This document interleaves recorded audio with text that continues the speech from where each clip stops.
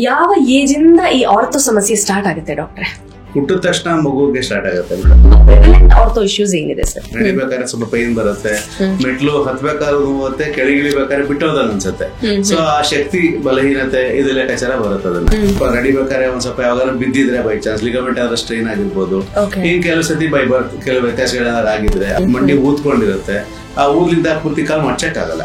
So ಮಂಡಿ ಮಾತ್ರ ನಾವು ರೆಡಿ ಮಾಡೋದಲ್ದೆ ಎಷ್ಟೋ ಸತಿ ಅವ್ರಿಗೆ ಬೆನ್ನೋವಿದ್ದಾಗ ಒಂದ್ 4-5 ದಿವಸ ಮಲ್ಲಿ ರೆಸ್ಟ್ ತಗೊಳ್ಳೋಣ, ವಾಸಿ ಆಗತ್ತಾ ನೋಡೋಣ.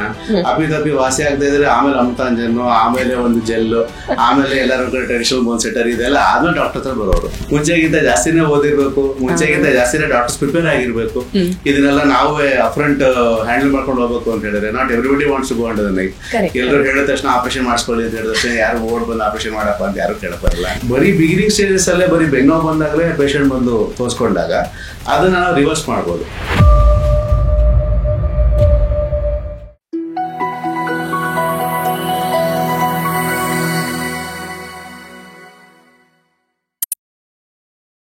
ನಮಸ್ಕಾರ, ವೆಲ್ಕಮ್ ಟು GSS ಮಾಧ್ಯಮ, ಕನ್ನಡದ best health and wellness channel. ನಾವು ಇದುವರೆಗೆ ಸಾಕಷ್ಟು ಆರೋಗ್ಯ ಸಮಸ್ಯೆಗಳ ಬಗ್ಗೆ ಮಾತಾಡಿದೀವಿ. ಬಟ್ ಇವತ್ತು ನಾವು ಮಾತಾಡಕ್ ಹೋಗ್ತಾ ಇರೋದು ನಮಗ್ ಗೊತ್ತಿದೆಯೋ ಗೊತ್ತಿಲ್ವೋ ನಮ್ಮನ್ನ ಕಾಡ್ತಾ ಇರುವಂತಹ ಸಮಸ್ಯೆ. ಅದು ಯಾವ ಏಜ್ ಇಂದ ಅಂದ್ರೆ ನಾವು ಕಂಡ ಹಾಗೆ ಚಿಕ್ಕ ಮಕ್ಕಳಿಂದ ಹಿಡಿದು ಏನ್ ಹೇಳ್ಬೋದು ತುಂಬಾ ವಯಸ್ಸಾಗಿರೋ ತನಕ ಅಥವಾ ಡೆತ್ ಬೆಡ್ ಅಲ್ಲಿ ಇರೋ ತನಕನೂ ಕಾಡುವಂತಹ ಸಮಸ್ಯೆ. ಏನ್ ಕಾರಣ ಅಂತ ಗೊತ್ತಾಗೋದಿಲ್ಲ, ಹೇಗಾಗತ್ತೆ ಯಾಕಾಗತ್ತೆ ಗೊತ್ತಾಗೋದಿಲ್ಲ, ಬಟ್ ಸಮಸ್ಯೆ ಆಗಿದೆ ಅಂತ ಅಷ್ಟೇ ಗೊತ್ತಾಗತ್ತೆ. ದಟ್ ಈಸ್ ಕೀಲು ಮತ್ತೆ ಮೂಳೆ ಸಮಸ್ಯೆಗಳು, ಆರ್ಥೋ ಇಶ್ಯೂಸ್. ನಮ್ಮ ಭಾರತವನ್ನ ಕೂಡ ಬಿಡದೆ ಕಾಡ್ತಾ ಇರುವಂತದ್ದು, irrespective of the age, irrespective of the gender. ಹಾಗಾಗಿ ಇವತ್ತು ಕೀಲು ಮತ್ತೆ ಮೂಳೆಗಳ ಸಮಸ್ಯೆಗಳು, ಇದ್ರ ಬಗ್ಗೆ ಯಾವ್ಯಾವ ತರ ಇದೆ, ಯಾರಿಗಾಗತ್ತೆ, ಯಾಕಾಗತ್ತೆ, ಏನ್ ತಪ್ಪು ಮಾಡ್ತಾ ಇದೀವಿ, ಸರಿ ಮಾಡ್ಕೊಳ್ಳೋದು ಹೇಗೆ, ಡೆಫಿನೆಟ್ಲಿ ವಿತ್ ಪರಿಹಾರ ನಮ್ಗೆ ತಿಳಿಸ್ಕೊಡ್ತಾರೆ ಡಾಕ್ಟರ್ ಶ್ರೀಕಾಂತ್ ಸುಂದರೇಶ್ ನಮ್ ಜೊತೆಗಿದ್ದಾರೆ. ಸರ್ ನಮಸ್ತೆ. ಡಾಕ್ಟರ್ ಹೇಗಿದ್ದೀರಾ? I am fine, thank you. ಯಾವ ಏಜ್ ಇಂದ ಈ ಆರ್ಥೋ ಸಮಸ್ಯೆ ಸ್ಟಾರ್ಟ್ ಆಗುತ್ತೆ ಡಾಕ್ಟ್ರೆ? ಹುಟ್ಟಿದ ತಕ್ಷಣ ಮಗುಗೆ ಸ್ಟಾರ್ಟ್ ಆಗುತ್ತೆ ಮೇಡಮ್. ಪ್ರತಿಯೊಂದು ಮಗುಗೂ ಕೆಲವು ಸತಿ ಕಂಜೆನಿಟಲ್ ಡಿಫಾರ್ಮಿಟೀಸ್ ಅಂತ ಇರುತ್ತೆ. ಆ ಡಿಫಾರ್ಮಿಟೀಸ್ ಅದ್ರ ಹುಟ್ಟಿದ ತಕ್ಷಣ ಕೆಲವು ಸತಿ ಕಾಲು ಒಳಗಡೆ ಕ್ಲಬ್ ಫೀಟ್ ಅಂತ ಆಗೋದು, ಕೆಲವು ಸತಿ ರಿಕೆಟ್ಸ್, ಕಾಲು ಮಂಡಿ ಸ್ವಲ್ಪ ವಾರೆ ಆಗೋದು, ಕೆಲವು ಸತಿ ಬೆನ್ನು ಸ್ವಲ್ಪ ಸ್ಕೋಲಿಯೋಸಿಸ್ ಅಂತ ಕರಿತೀವಿ, ಕರ್ವೇಚರ್ ಆಗೋದು. ಈ ರೀತಿ ಸ್ವಲ್ಪ ವ್ಯತ್ಯಾಸಗಳು ಮುಂಚೆಯಿಂದಾನು ಬಂದೇ ಬರುತ್ತೆ. ನಾನು ಇಂಟ್ರೊಡಕ್ಷನ್ ಹೇಳುವಾಗ ಅನ್ಕೊಂಡೆ ಚಿಕ್ಕ ವಯಸ್ಸಿನಿಂದ ವಯಸ್ಸಾದವ್ರವರೆಗೆ ಅಂದ್ರೆ ಮೇ ಬಿ ಹುಟ್ಟಿದ ಮೇಲೆ ನಮ್ಮ ಆಕ್ಟಿವಿಟೀಸ್ ಇಂದಾನೋ ನಮ್ಮ ಅಭ್ಯಾಸಗಳಿಂದಾನೋ ಆಗುತ್ತೆ ಅಂತ, ಬಟ್ ಬೈ ಬರ್ತ್ ಕೂಡ ಆಗುತ್ತೆ ಅನ್ನೋದು ಇಟ್ಸ್ ವೆರಿ ಸರ್ಪ್ರೈಸಿಂಗ್ ಅಂತ ನನಗೆ, for me at least. I understand. ಯಾಕೆಂತ ಹೇಳಿದ್ರೆ ದೋಸ್ ಆರ್ ನಾಟ್ ಪೇಷಂಟ್ಸ್ ನಿಮ್ಗಳಿಗೆ ಕಾಣಲ್ಲ. ಯೂಶಲಿ ಏನಾಗುತ್ತೆ, you come across a patient only after the year 1 year 2 years ಆದ್ಮೇಲೆ ನೀವೆಲ್ಲ ನೋಡ್ತೀರಾ. ಸೊ ಬಿಗಿನಿಂಗ್ ಅಲ್ಲಿ ಏನಾಗುತ್ತೆ, as soon as a patient gets birth, ಒಬ್ರು ಆರ್ಥೋಪೆಡಿಕ್ ಸರ್ಜನ್ ಹೋಗ್ಬಿಟ್ಟು ನಾವು ಯೂಶಲಿ ಟೆಸ್ಟ್ ಮಾಡ್ತೀವಿ. ಟೆಸ್ಟ್ ಮಾಡಿದಾಗ ಅಲ್ಲಿ ಆ ಮಗುಗೆ ಕಾಲ್ ಕರೆಕ್ಟ್ ಆಗಿದ್ಯಾ, ಕೈ ಕರೆಕ್ಟ್ ಆಗಿದ್ಯಾ, ಏನಾರ ವ್ಯತ್ಯಾಸ ಬರ್ತಾ ಇದೆ ಅಂತ ನೋಡಿ, ಫ್ರಮ್ ಡೇ 1 ಇಟ್ ಸೆಲ್ಫ್ ಏನಾರ ಕಾಲ್ಗೆ ಏನಾರ ಕ್ಲಬ್ ಫುಟ್ ಅಂತ ಹೇಳಿದ್ರೆ ಕಾಲ್ ಒಳಗಡೆ ಇಂಟರ್ನ ಹೋಗಿರುತ್ತೆ, ಅದನ್ನ ಅವತ್ತಿಂದ ನಾವು ಟ್ರೀಟ್ಮೆಂಟ್ ಕೊಡ್ಬೋದು. ಒಂದು ಆರ್ಥೋ ಡಾಕ್ಟರ್ ಕೂಡ ಚೆಕ್ ಮಾಡ್ತಾರೆ, ಯೂಶಲಿ ಮಾಡ್ತೀವಿ. ಆದ್ರೆ suppose the facility is not there, ಅವಾಗ ಒಬ್ಬರು ಪೀಡಿಯಾಟ್ರಿಷಿಯನ್ ಇಲ್ಲ ಅಲ್ಲಿ ಜನರಲ್ ಫಿಸಿಷಿಯನ್ ಯಾರಿರ್ತಾರೋ ಅವ್ರು ಚೆಕ್ ಮಾಡ್ತಾರೆ. ಹಂಗೇನಾರ ವ್ಯತ್ಯಾಸ ಇದೆ ಅಂತ ಅವ್ರು ಐಡೆಂಟಿಫೈ ಮಾಡಿದ ತಕ್ಷಣ ಇಮಿಡಿಯೇಟ್ ಅದನ್ನ ಕರೀತಾರೆ. ಯಾಕೆಂದ್ರೆ these are all treatable conditions. ಅವೆಲ್ಲ ನಾವು ಐಡೆಂಟಿಫೈ ಮಾಡಿದ ತಕ್ಷಣ ನಾವು ಅದಕ್ಕೆ ಟ್ರೀಟ್ಮೆಂಟ್ ಕೂಡ ಸ್ಟಾರ್ಟ್ ಮಾಡ್ಬಿಡ್ಬೇಕು. ಎಷ್ಟು ನಾವು ಬೇಗ ಟ್ರೀಟ್ಮೆಂಟ್ ಕೊಡ್ತೀವೋ ಅಷ್ಟು ಬೇಗ ರಿಕವರಿ ಸ್ಟಾರ್ಟ್ ಆಗುತ್ತೆ. ಸೊ ಮಗುಗೆ ಆ ಡಿಫಾರ್ಮಿಟಿ ಉಳ್ಕೊಳಕ್ ಹೋಗಲ್ಲ, it will go for a long time. ಈಗ ನಮ್ಮ ಭಾರತದಲ್ಲಿ ಕೀಲು ಮತ್ತೆ ಮೂಳೆ ಸಮಸ್ಯೆಗಳ ಒಂದು ಇಂಟೆನ್ಸಿಟಿ ಏನಿದೆ? ಈಸ್ ಇಟ್ ಸ್ಕೇರಿ ಅಥವಾ ಪರವಾಗಿಲ್ಲಪ್ಪ ಅಂತ ಬೇರೆ ದೇಶಕ್ಕೆ ಹೋಲ್ಸಿದ್ರೆ ಹಂಗೇನಿಲ್ಲ, we still have a good time to ಎಚ್ಚೆತ್ಕೊಳಕ್ಕೆ ಅನ್ನೋ ತರ ಇದೆಯಾ scenario? We are industrialise country. So ಎಲ್ಲ ಸೇರಿಸಿ ಇಂಡಸ್ಟ್ರಿಯಲೈಸೇಷನ್ ಎಲ್ಲ ಬಂದ್ಮೇಲೆ ನಾವು ಭಾರ ಎತ್ತಾನೆ ಇರೋದು, ನಾವು ಜಾಸ್ತಿ ಕೂತಿರೋದು, ಸಾಫ್ಟ್ವೇರ್ ಕನ್ಸಲ್ಟೆಂಟ್ಸ್ ಇವರೆಲ್ಲ ಇದ್ದೇ ಇರ್ತಾರೆ. ಸೊ ಎಲ್ಲಾರ್ಗೂ ಒಂದ್ ಸಮಸ್ಯೆ ಇದ್ದೇ ಇರುತ್ತೆ. ಈ ಲೈಫ್ ಸ್ಟೈಲ್ ಚೇಂಜಸ್ ಎಲ್ಲ ಇದ್ದೇ ಇರುತ್ತೆ. The way we walk, the way we talk, ಪ್ರತಿಯೊಂದನ್ನು ಮುಂಚೆ ಕಂಪೇರ್ ಮಾಡಿದ್ರೆ ಎಲ್ಲ ಸುಮಾರು ಚೇಂಜಸ್ ಆಗಿದೆ. So based on that we are also having the same issues other countries only. ಸುಮ್ಮನೆ ಒಂದು ಸಣ್ಣ ಅನಾಲಿಸಿಸ್ ಅನ್ನು ನೋಡೋದಾದ್ರೆ, ಈಗ ಒಂದು 10-15 ವರ್ಷದ ಹಿಂದೆ ಆರ್ಥೋ ಇಶ್ಯೂಸ್ ಅಂತ ನಿಮ್ಮ ಹತ್ರ ಬರ್ತಿದ್ದ ನಂಬರ್ ಆಫ್ ಪೇಷಂಟ್ಸ್ಗೂ ಇವತ್ತಿಗೂ ಏನ್ ಚೇಂಜಸ್ ಇದೆ, ಎಷ್ಟು ಚೇಂಜಸ್ ಇದೆ? ಜನರಿಗೆ ಅವೇರ್ನೆಸ್ ಚೆನ್ನಾಗಿ ಆಗಿದೆ ಮೇಡಮ್. ಆಗಿದೆ. ಯಾಕೆಂತ ಹೇಳಿದ್ರೆ ಅವೇರ್ನೆಸ್ ಇಲ್ದೇನೆ ಇವೆಲ್ಲ ಬಹಿರಂಗವಾಗಿ ಹೊರಗೆ ಬರಲ್ಲ. ಎಷ್ಟೋ ಸತಿ ಅವ್ರಿಗೆ ಬೆನ್ನೋವಿದ್ದಾಗ ಒಂದ್ 4-5 ದಿವಸ ಮಲ್ಲಿ ರೆಸ್ಟ್ ತಗೊಳ್ಳೋಣ, ವಾಸಿ ಆಗತ್ತಾ ನೋಡೋಣ. ಅಪ್ಪಿ ವಾಸಿ ಆಗದೆ ಇದ್ರೆ ಆಮೇಲೆ ಅಮ್ತಾಂಜನ್ನು, ಆಮೇಲೆ ಒಂದು ಜೆಲ್ಲು, ಆಮೇಲೆ ಎಲ್ಲರೂ ಟ್ರೆಡಿಷನಲ್ ಬೋನ್ ಸೆಟರ್ ಇದೆಲ್ಲ ಆದ್ಮೇಲೆ ಡಾಕ್ಟರ್ ಹತ್ರ ಬರೋರು. ಆಯ್ತಾ? ಇವತ್ತಿನ ದಿವಸ ಜನರಿಗೆ ಗೊತ್ತು, ಅಲ್ಲಿ ಡಾಕ್ಟರ್ ಹತ್ರ ಹೋದ್ರೆ ಬೇಗ ರಿಕವರಿ ಆಗುತ್ತೆ. ಬೇಗ ರಿಕವರಿ ಆದ್ಮೇಲೆ ಅವ್ರ ಕೆಲ್ಸಕ್ಕೂ ಬೇಗ ಹೋಗ್ಬೋದು, ಅವ್ರ ಜೀವನೋಪಾಯ ಕಂಟಿನ್ಯೂ ಮಾಡ್ಕೊಂಡು ಹೋಗ್ಬೋದು. It works up little faster. So ಅದರಿಂದ ಏನಾಗುತ್ತೆ, ಅವೇರ್ನೆಸ್ ಚೆನ್ನಾಗಿ ಮೂಡಿದೆ. And moreover, since most of the conditions are occurring to software consultants and people who are educated, ಅದನ್ನ ಲಿಟರೇಟ್ ಪಾಪ್ಯುಲೇಷನ್ ಗೆ ಇಲ್ಲಿ ಸಮಸ್ಯೆ ಜಾಸ್ತಿ ಬರ್ತಾ ಇರೋದ್ರಿಂದ ಸೊ ಅವರು ಸ್ವಲ್ಪ ಬೇಗ ಬಂದು ಐಡೆಂಟಿಫೈ ಮಾಡ್ಕೊಂಡು ಬಂದು ಮೂವ್ಮೆಂಟ್ ಮಾಡ್ತಾರೆ. And recovery also they expect in the same fashion. So ಅದರಿಂದ ನಾವು ಸ್ವಲ್ಪ ಮುಂಚೆಗಿಂತ ಜಾಸ್ತಿನೇ ಓದಿರ್ಬೇಕು, ಮುಂಚೆಗಿಂತ ಜಾಸ್ತಿನೇ ಡಾಕ್ಟರ್ಸ್ ಪ್ರಿಪೇರ್ ಆಗಿರ್ಬೇಕು. ಇದನ್ನೆಲ್ಲ ನಾವೇ ಅಫ್ರಂಟ್ ಹ್ಯಾಂಡಲ್ ಮಾಡ್ಕೊಂಡು ಹೋಗ್ಬೇಕು ಅಂತ ಹೇಳಿದ್ರೆ not everybody wants to go under the knife. ಎಲ್ಲರೂ ಹೇಳಿದ ತಕ್ಷಣ ಆಪರೇಷನ್ ಮಾಡಿಸ್ಕೊಳ್ಳಿ ಅಂತ ಹೇಳಿದ ತಕ್ಷಣ ಯಾರು ಓಡ್ ಬಂದು ಆಪರೇಷನ್ ಮಾಡಪ್ಪ ಅಂತ ಯಾರು ಕೇಳಕ್ ಬರಲ್ಲ.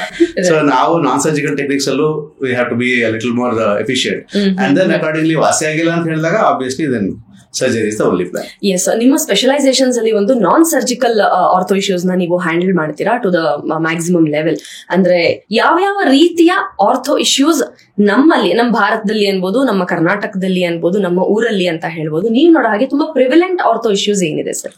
One of the prime things which you have seen is ಮಂಡಿ ನೋವು. ಈಗ ಜನರಲ್ ಆಗಿ ಆಸ್ಟಿಯೋಆರ್ಥರೈಟಿಸ್ ಆಫ್ ದ ನೀ ಅಂತ ಕರಿತೀವಿ ಅದನ್ನ. ಸೊ ಆಸ್ಟಿಯೋಆರ್ಥರೈಟಿಸ್ ಆಫ್ ದ ನೀನಲ್ಲಿ ಏನಾಗುತ್ತೆ, ಇಲ್ಲಿ ಕೂತ್ ಹೇಳ್ಬೇಕಾದ್ರೆ ಸ್ವಲ್ಪ ನೋವು ಬರುತ್ತೆ, ನಡಿಬೇಕಾದ್ರೆ ಸ್ವಲ್ಪ ಪೈನ್ ಬರುತ್ತೆ, ಮೆಟ್ಲು ಹತ್ಬೇಕಾದ್ರೂ ನೋವುತ್ತೆ, ಕೆಳಗಿಳಿಬೇಕಾದ್ರೆ ಬಿಟ್ಟೋದಂಗ ಅನ್ಸುತ್ತೆ. ಸೊ ಆ ಶಕ್ತಿ ಬಲಹೀನತೆ ಇದು ಲೆಕ್ಕಾಚಾರ ಬರುತ್ತೆ ಅದನ್ನ. So this occurs due to long term standing, long term sitting in the same position. ಅದನ್ನ ಸ್ವಲ್ಪ ನಡಿಬೇಕಾದ್ರೆ ಒಂದ್ ಸ್ವಲ್ಪ ಯಾವಾಗ ಬಿದ್ದಿದ್ರೆ ಬೈ ಚಾನ್ಸ್ ಲಿಗಮೆಂಟ್ ಆದ್ರೆ ಸ್ಟ್ರೈನ್ ಆಗಿರ್ಬೋದು. ಈಗ ಕೆಲವು ಸತಿ ಬೈ ಬರ್ತ್ ಕೆಲವು ವ್ಯತ್ಯಾಸಗಳೇನಾದ್ರು ಆಗಿದ್ರೆ, ನೆಗ್ಲೆಕ್ಟ್ ಆಗಿದ್ರೆ ಕೆಲವು ಸತಿ. ಸೊ ಕಾರಣ ನಾನಾ ವೆರೈಟಿ ಬರುತ್ತೆ. ಸೊ ಇದು ಆಸ್ಟಿಯೋಆರ್ಥರೈಟಿಸ್ ಅಲ್ಲಿ ಪ್ರೈಮರಿ, ಸೆಕೆಂಡರಿ ಈ ರೀತಿ 2 ವೆರೈಟಿ ಬರುತ್ತೆ ಅಲ್ಲಿ.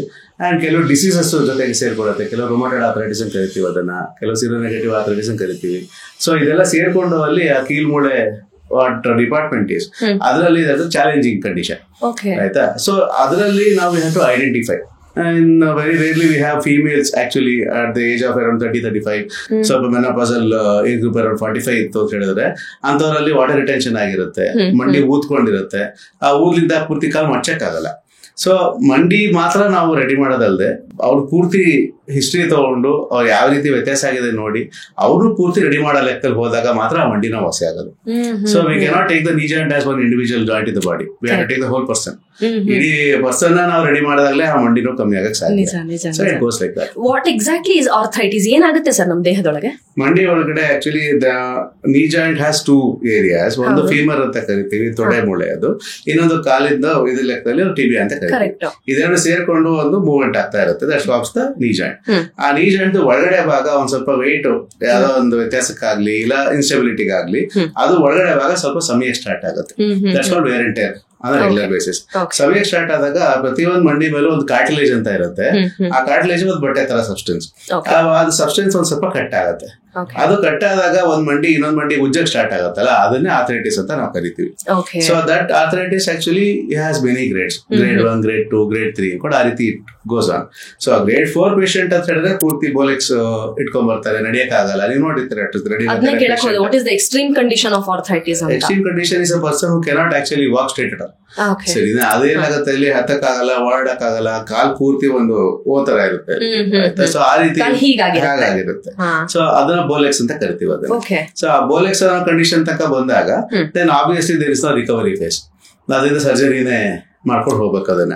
So much before that grade 2 ಅಲ್ಲೇನಾದ್ರು ಐಡೆಂಟಿಫಿಕೇಶನ್ ಆಯ್ತು ಅಂತ ಹೇಳಿದ್ರೆ ಆರ್ಥೋಬಯಾಲಜಿಕ್ಸ್ ಅನ್ಕೊಂಡು ಸುಮಾರು ವೆರೈಟೀಸ್ ಬರುತ್ತೆ. ಅಲ್ಲಿ ಬ್ಲಡ್ ತೆಗೆದ್ಬಿಟ್ಟು ಬ್ಲಡ್ ಅಲ್ಲಿ ಪ್ಲೇಟ್ಲೆಟ್ಸ್ ತೆಗೆದು ಅದನ್ನ ಇಂಜೆಕ್ಷನ್ ಕೊಡ್ತೀವಿ. ಕೆಲವು ಸತಿ ಹೊಟ್ಟೆಯಿಂದ ಫ್ಯಾಟ್ ತೆಗೆದ್ಬಿಟ್ಟು ಸ್ಟೆಮ್ ಸೆಲ್ಸ್ ತೆಗೆದ್ಬಿಟ್ಟು ಅದ್ರಲ್ಲಿ ಅದ್ರ ಇಂಜೆಕ್ಷನ್ಸ್ ಕೊಡ್ತೀವಿ. ಇದೆಲ್ಲ ಕೊಡೋದಕ್ಕೆ ಕಾರಣ ಏನು, ಆ ಕಾರ್ಟಿಲೇಜ್ ರೀಜನರೇಟ್ ಆಗ್ಲಿ ಅಂತ, ಆ ವಾಪಸ್ ಆ ಶಕ್ತಿ ಬರ್ಲಿ ಅಂತ. ಈ ರೀತಿ ಎಲ್ಲ ಗ್ಲೂಕೋಸಮೈನ್ ಕಾನ್ಸಂಟ್ರೇಟ್ ಹಾಕೊಂಡು ಕೆಲವು ಮಾತ್ರೆಗಳು ಬರುತ್ತೆ, ಅದನ್ನೆಲ್ಲ ವಿ ಯೂಸ್ ಆಯ್ತಾ. And up and above that ಕೆಲವು ಮಂಡಿ ಒಳಗಡೆ ಲುಬ್ರಿಕೇಶನ್ ಫ್ಲೂಯಿಡ್ ಇರುತ್ತೆ, ಅದು ಹೈಲೋನಿಕ್ ಆಸಿಡ್ ಅಂತ ಕರಿತೀವಿ. ಅದ್ರ ಇಂಜೆಕ್ಷನ್ಸ್ ಕೊಟ್ಟಾಗ ಸ್ವಲ್ಪ ಕುಶನಿಗೆ ಎಫೆಕ್ಟ್ ಆಗಿ ಆ ಮಂಡಿಗೆ ಇನ್ನೂ ಸ್ವಲ್ಪ ಶಕ್ತಿ ಬರೋಕೆ ಒಂದ್ ಚಾನ್ಸ್ ಇರುತ್ತೆ.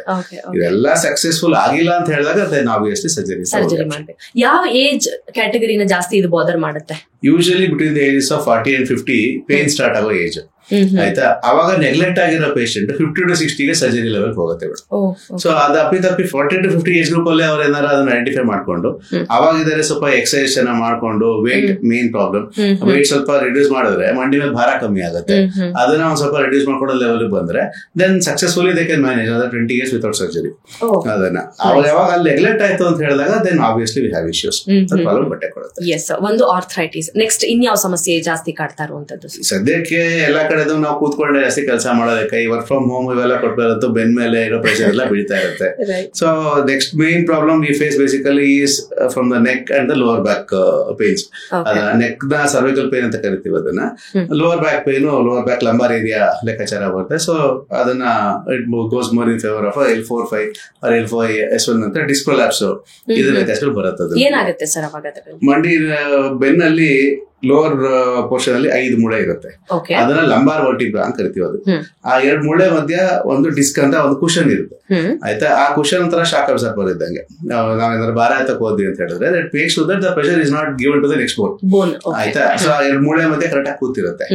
ಫಾರ್ ಸಮ್ ರೀಸನ್ ನಾವು ಸಡದ ಭಾರ ಎತ್ತದಾಗ್ಲಿ, ಇಲ್ಲ ಒಂದೇ ತರ ಪಾಶ್ಚರ್ ಮೇಂಟೈನ್ ಆಗ್ಬಿಟ್ಟು ಮಸಲ್ಸ್ ವೀಕ್ ಆಗೋದಾಗ್ಲಿ, ಇಲ್ಲ some metabolic disturbance like thyroid conditions ಅಂತ ಕ್ಯಾನ್ಸರ್ ಗಿನ್ಸರ್ ವೆರೈಟೀಸ್ ಹಿಂಗೇನಾದ್ರು ಇದ್ದಾಗ where weakness occurs of the bones, ಈ ಡಿಸ್ಕ್ ಅನ್ನೋ ಅಂಶ ಹೊರಗೆ ಬಂದ್ಬಿಟ್ಟು ನರಕ್ ಚುಚ್ಚಕ್ ಸ್ಟಾರ್ಟ್ ಆಗುತ್ತೆ.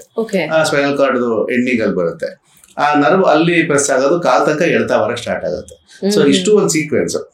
ಬರೀ ಬಿಗಿನಿಂಗ್ ಸ್ಟೇಜಸ್ ಅಲ್ಲೇ ಬರೀ ಬೆನ್ನೋವು ಬಂದಾಗಲೇ ಪೇಷಂಟ್ ಬಂದು ತೋರಿಸ್ಕೊಂಡಾಗ ಅದನ್ನ ನಾವು ರಿವರ್ಸ್ ಮಾಡಬಹುದು. ಅಂದ್ರೆ we cannot put the disc back obviously.